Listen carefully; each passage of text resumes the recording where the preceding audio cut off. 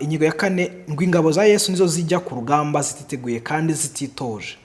Abakristo benshi bavuga ko bari ku rugamba, ariko se ni kangahe wari wumva inyigisho kuri urwo rugamba? Ni kangahe twibutsa abantu uburyo bagomba kwitwara?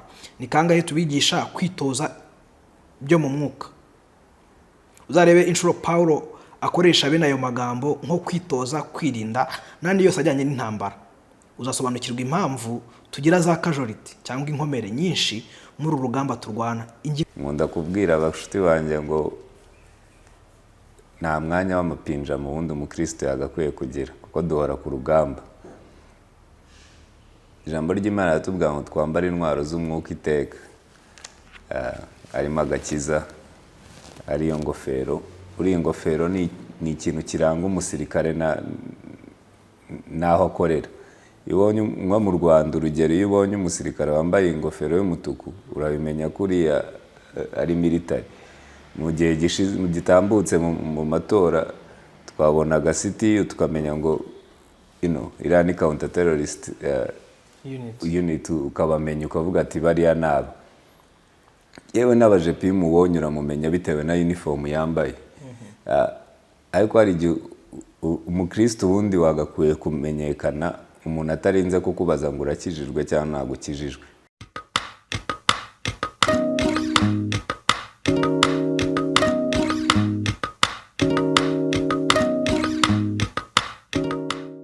Hello, mumeze neza.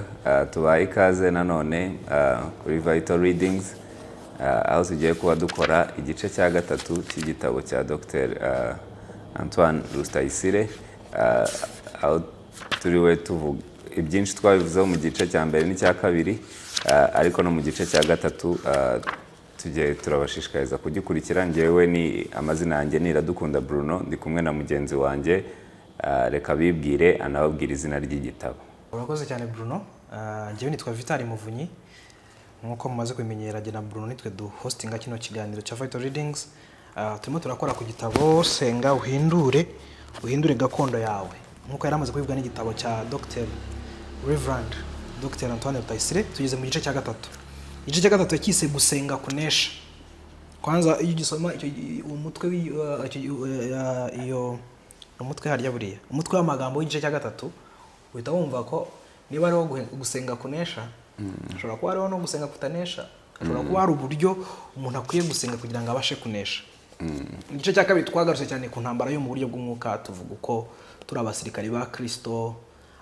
Pastor Antoine atubaza niba twitwara nk'abantu bari ku rugamba. Igice cya gatatu kibanda cyane ku mibereho, imyambarire, imikorere y'abasirikare.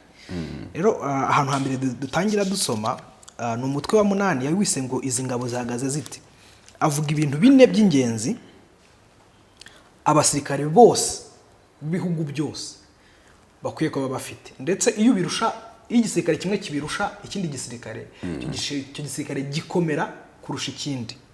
Aravuga ku papuro 86, aravuga ngo abasirikare b'ingabo z'isi mbigiraho ibintu byinshi. Iyo urebye ubwitange bwabo kandi se bahembwa menshi mu gihugu, ukareba kumvira bagira, ukareba uburyo bitwararika uko bagenda, wibaza niba twe tutaririmba gusa ariko tutazi abo turibo. Akavuga rero bya bintu bine abasirikare bagomba kuba bafite. Ikintu cya mbere aravuga ngo ingabo za Yesu, twebwe abejejwe mu maraso ye, ni twe ngabo zandikiwe ubusirikare, ariko ugasanga duhugiye mu bindi kuruta ibyo twahamagariwe. Rero ikintu cya mbere, sinsoma igika cyose, sinjye nasoma ibintu byose, nagenda mvuga ingingo imwe.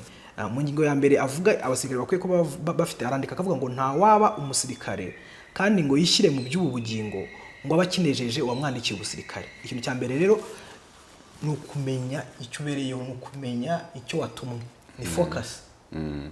Nabuze ijambo ryiza ry'ikinyarwanda focus, ariko ni intumbero. Umusirikare wese abazi icyo ariho.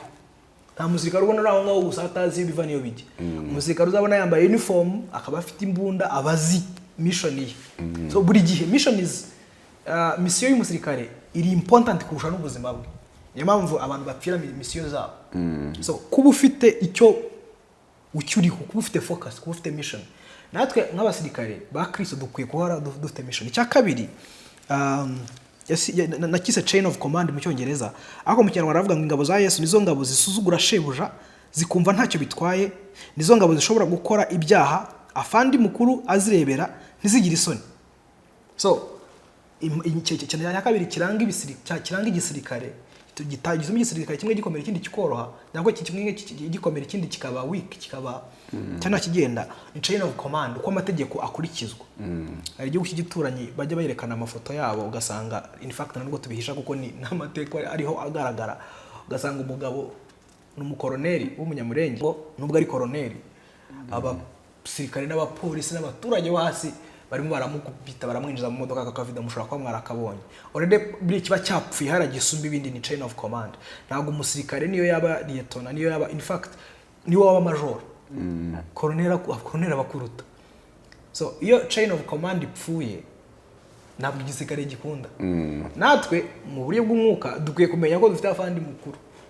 Afandi mukuru uko tumufata twebwe, Pastor Antoine arabivuga, nawe babyibaza akavuga izo ibintu wambuga ndi turi seriye. Ko twitwara nagira ngo nawe ubushize rero bivuzeho. Ko twitwara ko afande wacu tumutinya ko dutinya enemy, ko dutinya umwanzi. Ingingo ya gatatu avuga iranga abasirikare, aravuga ngo ingabo za Yesu nizo zirwana hagati yazo, zarangiza zigakora umunsi mukuru wo kubyishimira. Nizo ngabo zipfusha abantu b'intwari ntiziriri, ahubwo zikabigira inkuru y'umunsi. Iyo urebye irushanwa n'amashyari no kutumvikana biba hagati y'amatorero yitwa ya Gikristo, usanga bitangaje kandi bikakwereka ko batitaye kuri shebuja. Umurage Yesu yasigiye abamwizera mu isengesho rye rya nyuma mbere yo gupfa n'uyu, ngo babe umwe muri twe, ngo abisi bizere ko ari we wantumye. So ikindi kintu cya gatatu gikomeye cyane ku gisirikare cyose aho kiva kikagera, ni ijambo nagisa nanone ijambo ry'Icyongereza ni camaraderie, ubuvandimwe, brotherhood. Umusirikare wagiye ku rugamba yambaye uniform, uwo bazanye uri muri platoon ye cyangwa uri wambaye uniform ye, afite agaciro kuruta akamama we, kuruta kase, kuruta kamwene wabo wose. Uwo niwe muvandimwe wawe, niwe byose byawe. Umusirikare iyo turi abasirikare twaba turi muri platoon imwe, ubuvandimwe bwacu burenze ubundi bushuti bwose, kuko abasirikare nibo bapfira abagenzi babo. Twebwe ubushuti bwacu bwo mu gisivile nyine hora aho ngaho, ibi bibazo bikomeye ndakureka. Bruno bamwataka nkavuga ngo yango giye ibintu nzabivugaho uko byamaze kurangira, sishobora gupfa guhagarara ngo mushyigikire. Sinzi ibintu bigize kuba mu myaka yatambutse. Nakunze uyu mupapa n'ubusanzwe ndamwadimaringa, Pastor Antoine Rutayisire. Icyo gihe bari barimo kwataka Apotre Gitwaza, baramwataka. He was the first, probably the only, ashobora kuba ari we wenyine cyangwa akaba ari we wa mbere numvise ashyigikira mugenzi we bari ku rwego rumwe. Bandi bari ku rwego rumwe nubwo bashobora kuba bazi ukuri, bararuca bakarumira. So iyi camaraderie, ubwo buvandimwe bw'abasirikare. Ingingo ya 4, hanyuma mereze Bruno nawe avuge kuri izo ngingo uko arenye. Ingingo ya 4, ngo ingabo za Yesu nizo zijya ku rugamba zititeguye kandi zititoje. Abakristo benshi bavuga ko bari ku rugamba, ariko se ni kangahe wari wumva inyigisho kuri urwo rugamba? Ni kangahe twibutsa abantu uburyo bagomba kwitwara? Ni kangahe tubigisha kwitoza byo mu mwuka? Uzarebe inshuro Paulo akoresha bene ayo magambo nko kwitoza, kwirinda nandi yose ajyanye n'intambara. Uzasobanukirwa impamvu tugira za casualty cyangwa inkomere nyinshi muri urugamba turwana. Ingingo ya 4 rero ni training. Abasirikare bahora muri training. Igisirikare kiri trained neza, kitoje neza, gitsinda igisirikare kititoje neza. So wenda mbisubiramo kugira ngo biborohere. Ingingo 4 avuga ingabo igisirikare cya Kristo gikwiye kuba gihagaze, ari nabyo bintu bine bitandukanye igisirikare n'ikindi. Icya mbere nuko zigira focus, zigira mission, zigira intumbero, zigira icyo zitumwe gukora. Icya kabiri chain of command, uko abasirikare barutana. Icya gatatu ni camaraderie, ubuvandimwe. Icya 4 ni uguhora bitoza, ni training. Ntabwo ndi bubivugaho byinshi kuko byinshi babivuzeho, ariko icyo wenda ndavuga icyo mbona tubura cyane nk'ingabo za Yesu ni ukubaho dufite iyo ntumbero.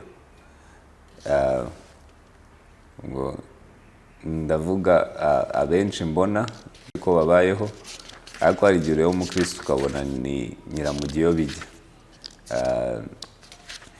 Ubundi hari intwaro z'umwuka tubona mu Befeso. Nkunda kubwira abashuti banjye ngo nta mwanya w'amapinja mu wundi umukristo yagakwiye kugira, kuko duhora ku rugamba. Ijambo ry'Imana riratubwira ngo twambare intwaro z'umwuka iteka, harimo agakiza, ariyo ngofero. Uriya ingofero ni ikintu kiranga umusirikare n'aho akorera. Nko mu Rwanda urugero, iyo ubonye umusirikare wambaye ingofero y'umutuku urabimenya ko uriya ari military. Mu gihe gitambutse mu matora twabonaga CTU tukamenya ngo iriya ni counter terrorist unit, ukabamenya ukavuga ati bariya naba. Yewe n'abajepi mubonye uramumenya bitewe na uniform yambaye. Ariko hari igihe umukristo wundi wagakwiye kumenyekana umuntu atarinze kukubaza ngo urakijijwe cyangwa ntabwo ukijijwe. Ariko tubwizanyije ukuri, ingofero y'agakiza ntabwo igaragara. Bisaba ngo ubanze wibwire umuntu mwisobanuro namuhamye koko niba ibyo uvuga ari byo ubayeho. Rero nibaza ko ibyo biterwa no kuruzinga ya focus twavugaga. Ku kijyanye na chain of command cyo turi abademokrate cyane mu bwami bw'Imana, kuko turutwa n'abasivili. Turetse na chief command cyangwa Yesu ariwe komanda mukuru, tugiye no muri abo twakwita aba generals wenda ari bo bashumba n'abandi. Warutanze urugero rwa Antoine na ba Apotre Gitwaza, ugasanga ushumbiwe ahantu ariko ntabwo ushaka kubahiriza ibyo bakubwira. Reka wenda mfate urugero rw'urushako, ugasanga wenda aho usengera barakubwira ko udakwiye gushaka ku munsi runaka kubera ko bitewe n'ibindi, ariko ukavuga ati ngiye gahunda zanjye rwose. Ugasanga si n'ikintu kibongamye cyane, ariko kubera ya narige cyangwa ya demokarasi nyinshi iba muri twe, ugasanga n'iyo command yoroheje y'aba generals, ubwo turi gukoresha terms za gisirikare kugira ngo abantu bumve ko turi mu ntambara, ugasanga nayo iragoye. Rero ntabwo niba utumvishe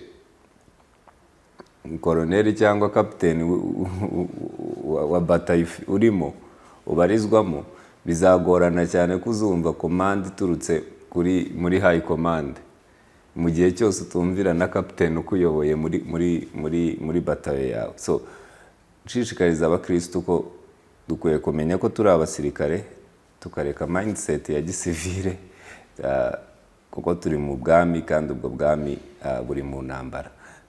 So ibindi ndibaza na byinshi nabivugaho. Gushyira hamwe, reka dushyire hamwe nk'abakristo, kandi nibwo tuzanesha. Ingingo yindi twari tugiye kuvugaho usa nkaho wayikomojeho, rero sinirwa nyitsindaho. Aravuga ngo umusirikare wambaye neza, akavuga nyine biriya bintu biri mu Befeso 6:12 kumanura, byo wari umaze kuvuga byo gukenyera ukuri, kwambara agakiza n'iki. Ariko wenda icyo ndibugarukeho cyane ni intwaro ya nyuma ya 7 yitwa gusenga, abantu badakunda kuvugaho, badakunda kuyibona nk'intwaro. Ariko nanone nashaka kubanza kuvuga kuri philosophy iba mu myambaro y'abasirikare. Buriya twe tubona abasirikare bambaye gusa, ariko imyambaro y'abasirikare ifite philosophy yayo irenze kuba ari umwambaro bambara. Nkuko babivugaga, imyambaro y'abasirikare ni identity yabo, igaragaza identity yabo, igaragaza abo bari bo. Ureba uko umusirikare yambaye ugahita umenya ngo uyu ni kanaka, igaragaza ranka yabo. So ikirebana na identity, imyambaro y'umusirikare igaragaza identity. Ngahibaze natwe batumenyeye ku byo twambaye nk'abasirikare kurikije ziriya ntwaro z'umwuka, ushobora gusanga utaraba n'umusirikare, ahubwo ukuntu wambaye ntabwo bigaragaza ko uri umusirikare. Buri ikindi ariko abasirikare none aho bagiye kurwana hadetermina imyenda bari bwambare. bamujya muri amafilime cyane iyo abasirikare bagiye kurwana mu butayu bambara imyenda yenda gusa n'ubutayu kugira ngo abashe kwihisha abashe gukora ibintu bitandukanye. Iyo umusirikare agiye kurwana ahantu mu ishyamba yambara ya myenda y'umukara n'icyatsi Ivan, hafi y'imyenda bambara ya yose iba ifite aho ihuriye n'icyo irimo kuvuga. N'icyo irimo kuvuga sinzi niba barabonye ubona kuntu muri iki gihe iyo abasirikare bari mu bikorwa by'imyidagaduro, bikorwa biri fomo, bambara imyenda ya gisirikare bagashyiraho karuvati. Iyo ari imyereko y'urugamba bambara nyine teni ya gisirikare, bagambara ya mabara tuzi dukunda kutwa ya gisirikare y'icyatsi n'umukara. So nashaka kuvuga ngo iyi ngingo y'uko twambara ibya gisirikare irenze gusa kwambara for the sake of kwambara. Ntabwo twambara kugira ngo twambare gusa. Pawulo avuga ngo nitwambare umukristo abe yambaye yikwije kuko afite impamvu. Ariko uretse wenda n'iyi filozofi yo muri iki gihe, icya gihe cyo imyambaro yabaga ifite ikivuze. Umwambaro wose bavuga hariya, hari imyambaro yo kuturinda, hari imyambaro yo turwanisha. Yavuga ngo gukiranuka n'igicyuma gikinyira igituza no kugira ngo ikingire igituza. Kandi n'ubwo niko abasirikare nabo bameze. Hari imyenda bambara, hari ubwo usanga abafite hari usanga nk'abari ba CTU sinshidikanya ko bagomba kuba baba bambaye iriya vesti barinda amasasu antibari, sibyo? Kubera akazi ko ahantu ari ashobora kuza kuba ari in the open, ashobora kuza kuba ahantu hisanzuye bashobora kumurasa. Yitwaza amazi, yitwaza amagrenade, yitwaza imbunda, agatwara imbunda zombi, agatwara ngira ngo mu Rwanda bakoresha M16 sinzi neza na pistol. So naga yitwaza iriya irasekure cyane, afite niyo kurasisha hafi. So ndabivugira ngo natwe nk'abasirikare ba Kristo turwana intambara y'umwuka, dufite intwaro z'umwuka, dukwiye kuzifata seri. Ariko nanone narimvuze ko nsubira ku ntwaro ya nyuma avuga ya 7 kubera ko bakunda kuyivugaho, natwe twese abantu benshi ntabwo bakunda kuyivugaho, kandi yanditseho amagambo numva akomeye. Nayisoma vuba nkurike iyi commenting rero twinjira ku mutwe wa nyuma ariwo wa 10. Aravuga ngo gusengesha umwuka, uburyo bwose bwo gusenga. Umenya Pawulo yarageze ku gusenga akabura ikigereranyo mu ntwaro z'Abanyaroma, kuko nta ntwaro agereranya no gusenga. Kandi nibyo, nta ntwaro n'imwe ifite ubushobozi nko gusenga. Ni intwaro turwanisha kandi ni intwaro twirindisha. Gusenga ni intwaro turwanisha hafi kandi ni intwaro igera kure cyane. Mu ndirimbo imwe tuvuga ko gusenga kwacu gutambuka n'inyenyeri. Hari intwaro n'imwe wari wumva itambuka n'inyenyeri. Bamwe bashobora kugira ngo ni kabya nkuru, ariko si byo. Nshobora kubabwira abantu banyegereye, nshobora kubwiriza abantu banyegereye. Nshobora kurangurura ijwi nkageza kuri kilometero wenda. Nshobora gukoresha radio na televiziyo ari uko mfite amafaranga nkagera ku bantu benshi. Ariko uko byagenda kose, abo mbwira bashobora kwemera kunyumva cyangwa bakanga. Nyamara gusenga byo ntibisaba ibyo byose. Nshobora kwicara ahantu hamwe nta mafaranga ntanze, nta ruhusa ngusabye, ngasenga Imana igahindura abantu n'ibintu, byaba ibya hafi byaba ibya kure. Numvise aya magambo ariko Pastor Antoine avuga ko gusenga biraniyoheye birandenze. So sinzi ntabwo njye nongera abona na commentinze ku bindi, ariko wenda ko uyu mutwe nawe wa comment no mbere ariko tujya ku mutwe wa nyuma usoza igice cya 3. Ari ikintu uri kuvuga ku bwoko butandukanye bw'imyambaro y'abasirikare, kinjemo uriya bakwambara makaki, bakwambara fomo, ari amasuti yo mu biro n'ibiki. Hari ibintu bitajya bibura. Hari umukandara w'ukuri, hari inkweto, hari intwaro. Nibaza ko wenda bitewe n'ubukungu bw'igihugu cyacu wenda hari bitagaragara, ariko ubundi na antibare ari ikingira agatuza bagakwiye kuba bayifite. Rero nk'abakristu dushobora guhindura ibara bitewe n'aho tugiye. Ijambo ry'Imana tubwira ngo mu Baroma mubagira iki, mubagira iki. Ushobora guhindura ibara ry'umwambaro, ariko ntago wasiga intwaro, ntago wasiga gukiranuka, ntago wasiga ukuri, ntago wasiga agakiza, ntago wasiga ijambo ry'Imana. wenda ku cyo wari usorejeho uvuga ngo gusenga yabuze icyo abigereranya, bibaza ko Paul yaza kwandika muri iyi myaka turimo, ariko uwo ni njye uri gutekereza, banza hari ibintu njya mbona muri Israel ndetse na Amerika, bavuga ko ibigira biriya bintu birinda ibisasu bya kirimbuzi, bazita anti-missile what? ni ibintu nk'ibyo, ariko muheruka kubibona ubwo Gaza yateraga Israel ibisasu bikagarukira mu kirere. Iri aho ziriya ntwaro zioparetingira ni naho nabo intwaro zabo za kirimbuzi ziba ziri. Ukuvuga ngo gusenga kwacu nabyita ko ariyo ntwaro ya kirimbuzi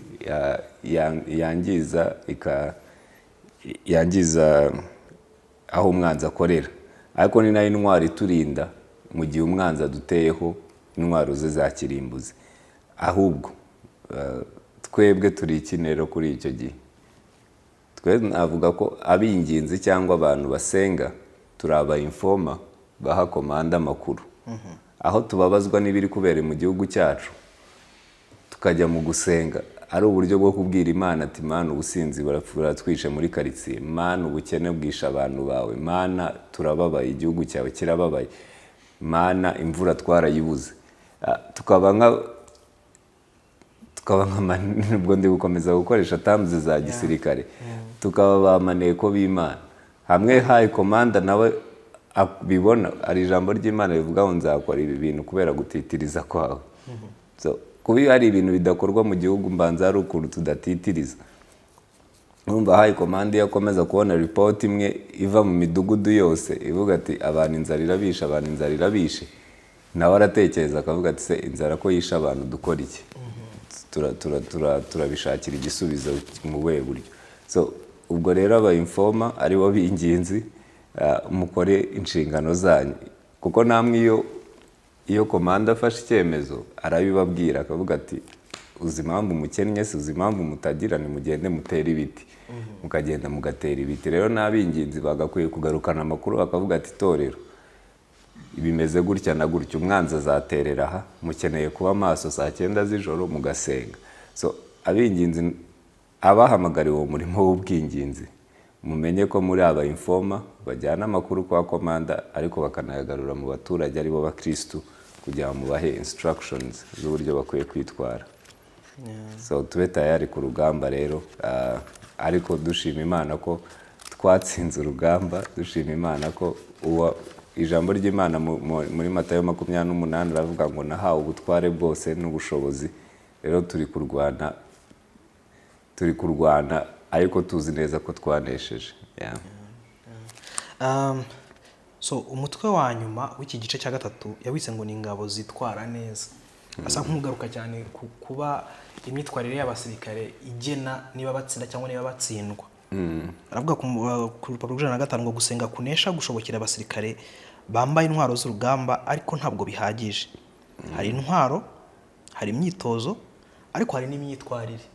Singitindaho cyane, ariko hari igihe binyibutsa amagambo General Daniel yigeze kuvuga ku Nkotanyi, atangajwe nuko ari igisirikare cyo mu ishyamba, yari inyeshyamba ariko zitangaje, inyeshyamba zifite discipline iri kuri ya rwego, batagenda mu kabari ngo basinde, batiba abaturage, batagira bate, bambara uniform, uzasanga buri gihe umusirikare yambaye neza, ameze ari tayari, bafite ukuntu chain of command yabo bayikurikirana. Noneho kubera ko ibisirikare by'inyeshyamba byinshi abantu baba bazi, kandi urumva we ni umusirikare w'umujenerali wari waraje mu kubungabunga, se yari afite experience azi uko ibindi bisirikare by'inyeshyamba biba bimeze, akareba ugasanga nibyo bisirikare bibamo abantu biba abaturage, nibyo bibamo abasirikare bagiye bagasindira mu tubari n'abaturage, nibyo bisirikare by'inyeshyamba kenshi usanga biba byitwara nabi. Atangarira cyane Inkotanyi cyane, kandi ibyo yabivugaga zitaranatsinda urugamba. Yavuga ati aba bagabo bafite potential kabisa. So kuri iyi ngingo ya 10 sintindaho cyane, abantu bazagusoma iki gitabo kuko ibintu birimo ntabwo ari amakabya nkuru, niko kuri ibintu birimo n'ubutunzi bukabije ubwinshi. ariko ntabwo dushobora kubisoma byose. Rero ngiye gusoma amagambo asa nk'asoza uyu mutwe wa 10 ariko nanasoza n'iki gice cya 3, hanyuma sinirwa nyavugaho ndakureka uyavugeho ari nawe dusoreza. Uvuga ngo tuzashobora gusenga, ni urupapuro rw'112 rurangira ku 113. Uvuga ngo tuzashobora gusenga mu buryo bunesha umunsi abasirikare ba Kristo bazaba batojwe kwambara no kurwanisha intwaro zabo neza, bakamenya kwikingira birinda, kandi bakamenya gutera Satani bakamunesha. Tuzatangira kunesha umunsi twasohotse mu bwihisho twambaye neza intwaro zacu, tudashidikanya agakiza kacu kandi twitwara nk'abakijijwe. Umunsi tuzaba buri munsi twambara gukiranuka, tukagenda twubaha Imana muri byose, tukarwanya Satani nawe akaduhunga. Umunsi tuzamenyera kuvuga ukuri mu rukundo kandi tukakugenderamo, dutwaye ijambo ry'Imana kandi dufite umwete wo kubwiriza abantu ubutumwa bwiza. Ibyo bizahabwa imbaraga no gusengesha umwuka mu buryo bwose bwo gusenga, ariko atari akarasisi gusa, ahubwo dufite intego yo gusenga tugahindura ibiriho, tugahindura abantu n'ibintu, kandi byose bizashoboka nidukorera mu bumwe. Amen. Ndibaza ko reka dusoreza iki gice, ariko imyitwarire yacu nk'abana b'Imana ni ikintu cy'agaciro kuri uru rugamba. Turasoza n'ubundi tubashishikariza gushaka iki gitabo mukagisoma, ko ni igitabo cyuzuyemo ubutunzi kandi budufitiye akamaro, cyane cyane nk'abamenye Imana mu gihe nk'iki. N'abatemera Imana muzagisome, muzamenya byinshi ku bijyanye n'ubuzima bwa gikristu n'ibijyanye n'intambara y'umwuka. Hari igihe wasanga bigukonvense ukaba waza ku mwami, kuko umwami wacu ni mwiza. Umwami wacu abashuti bakunda kuvuga ngo Imana irarenze, umwami wacu ararenze. Turabashishikariza mwese kuza mukatestinga, mukumva uko agira neza. So Imana ibaho umugisha. Tubararikiye ibiganiro bizakurikira kuri Vital Readings. Imana ibaho umugisha.